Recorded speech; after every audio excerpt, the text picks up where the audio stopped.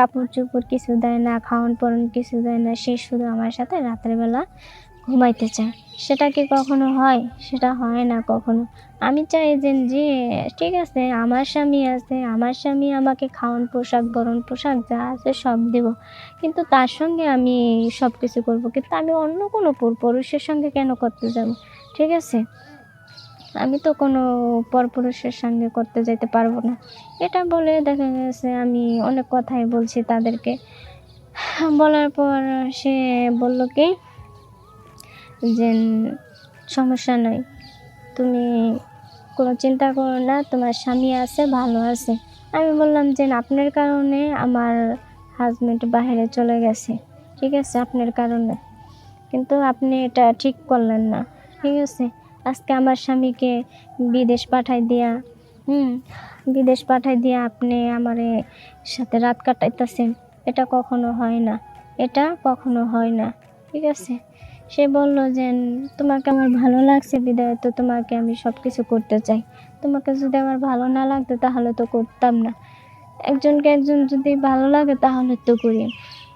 আমি বলি যে না, আপনি আমার খাওয়ান পোশাক কিছু দেন না, একটা কাপড় দেন না, তাহলে আপনি আমার সঙ্গে এগুলা করেন কেন? ভালো লাগে, আমাকে ভালো লাগলে সব কিছু কি করা যায়। আসসালামু আলাইকুম দর্শক, সবাই কেমন আছো? আশা করি সবাই ভালো আছো। তো আমাদের এই ভিডিওটা, আমি যে ভিডিওটা করছি খুব কষ্টের মাধ্যমে, তো তোমাদের মাঝে আমি আসলাম আমার জীবনের গল্প নিয়ে।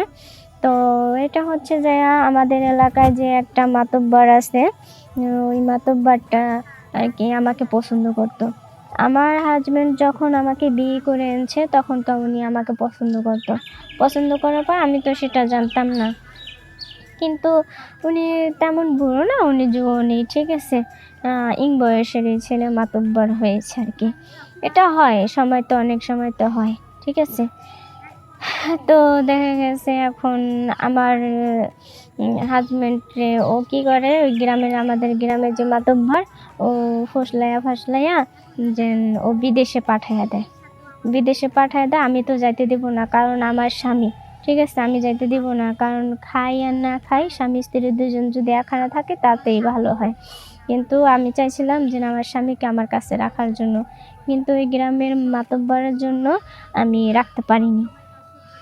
তারপর গ্রামের মাতব্বর কী করলো, যে যেমনি হোক করে, মানে মাতব্বরের টাকা পয়সা যেখানে যা লাগে সব দিছে, কিন্তু আমার ওদের কোনো টাকা পয়সা লাগে নাই। আর দেওয়ার কারণ হচ্ছে ওই যে ও আমাকে যে ভালোবাসে, ও আমাকে করতে পারবে, মানে আমার সাথে রাত কাটাতে পারবে, এজন্য, নাই তো দিত না। দেখা গেছে এক পর্যায়ে ও তারপরে সব কিছু দিল, দেওয়ার পরে ও বাহিরে চলে যাওয়ার পর ও আমাকে মানে একদিনকে আয়সা বলে, ভাবি তোমাকে আমার পছন্দ হয়েছে। আমি এটা কি বলো দপ, তোমার কি এটা মাথা খারাপ হয়েছে? আমি তো একবারের বউ, তুমি আমাকে কিভাবে পছন্দ করো? সে বলে যে না, আমি তোমাকে পছন্দ করি। আমি বললাম যে না, সেটা হয় না, ঠিক আছে, সেটা কখনো হয় না, আমি তোমাকে ভালোবাসি না। আমি বললাম এটা। সে বললো যে না ঠিক আছে, কোনো সমস্যা না, আমি তোমাকে ভালোবাসি, আমি তোমাকে বিয়ে করব। আমি বললাম না না, সেটা কখনো হয় না, আমি এটা কাজ করতে পারবো না। তারপরে দেখা গেছে সে একদিন মানে হঠাৎ করে রাত্রের বেলা আর কি প্রচুর বৃষ্টি আসার পর মানে উনি রাস্তা দিয়ে যাইতেছে, তারপরে উনি আর কি আমাদের বাসায় আর কি ঢুকছে, ঠিক আছে। ঢোকার পরে উনি আর কি বাসায় ঢুকে পড়ছে, তারপরে এখন আর বের হয় না। আমি বলতেছি কি, দেখেন অনেক রাত হয়ে গেছে, এখন আপনি বাসায় যাবেন না? সে বলে কি যে না, যাব না। কেন যাব না? তোমার কাছে আজকে রাত থাকবো। আমাকে এটা কি হয় কখনো? সে আমার কাপড় চোপড় কিছু দেয় না, খাওয়ান পরান কিছু দেয় না, সে শুধু আমার সাথে রাত্রেবেলা ঘুমাইতে চায়। সেটা কি কখনো হয়? সেটা হয় না কখনো। আমি চাই যে ঠিক আছে, আমার স্বামী আছে, আমার স্বামী আমাকে খাওয়ান পোশাক বরণ পোশাক যা আছে সব দেব, কিন্তু তার সঙ্গে আমি সব কিছু করবো, কিন্তু আমি অন্য কোনো পুরুষের সঙ্গে কেন করতে যাব? ঠিক আছে, আমি তো কোনো পরপুরুষের সঙ্গে করতে যেতে পারবো না। এটা বলে দেখা গেছে আমি অনেক কথাই বলছি তাদেরকে। বলার পর সে বলল কি যে সমস্যা নয়, তুমি কোনো চিন্তা করো না, তোমার স্বামী আছে, ভালো আছে। আমি বললাম যে আপনার কারণে আমার হাজব্যান্ড বাইরে চলে গেছে, ঠিক আছে, আপনার কারণে, কিন্তু আপনি এটা ঠিক করলেন না, ঠিক আছে। আজকে আমার স্বামীকে বিদেশ পাঠাই দিয়া বিদেশ পাঠাই দিয়া আপনি আমার সাথে রাত কাটাইতেছেন, এটা কখনো হয় না, এটা কখনো হয় না, ঠিক আছে। সে বলল যে তোমাকে আমার ভালো লাগছে বিদায় তো তোমাকে আমি সব কিছু করতে চাই, তোমাকে যদি আমার ভালো না লাগতো তাহলে তো করতাম না, একজনকে একজন যদি ভালো লাগে তাহলে তো করি। আমি বলি যে না, আপনি আমার খাওয়ান পোশাক কিছু দেন না, একটা কাপড় দেন না, তাহলে আপনি আমার সঙ্গে এগুলা করেন কেন? কয় ভালো লাগে। আমাকে ভালো লাগলে সব কিছু কি করা যায়? করা যায় না। আমার দরকার নাই, আমার স্বামীরে যেভাবে বিদেশ পাঠাইছেন এভাবে আমার স্বামীকে এনে দেন, ঠিক আছে।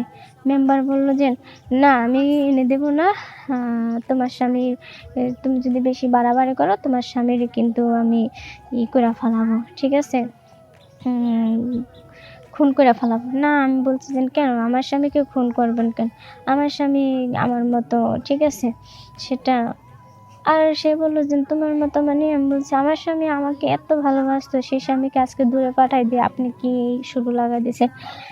দেখা গেছে অনেক সময়তে যে এগুলো হয়, তো আপনাদের মাঝে দর্শক দেখা গেছে এটা হয়েছে বা আমাদের জীবনের লাইফ এরকম হয়েছে।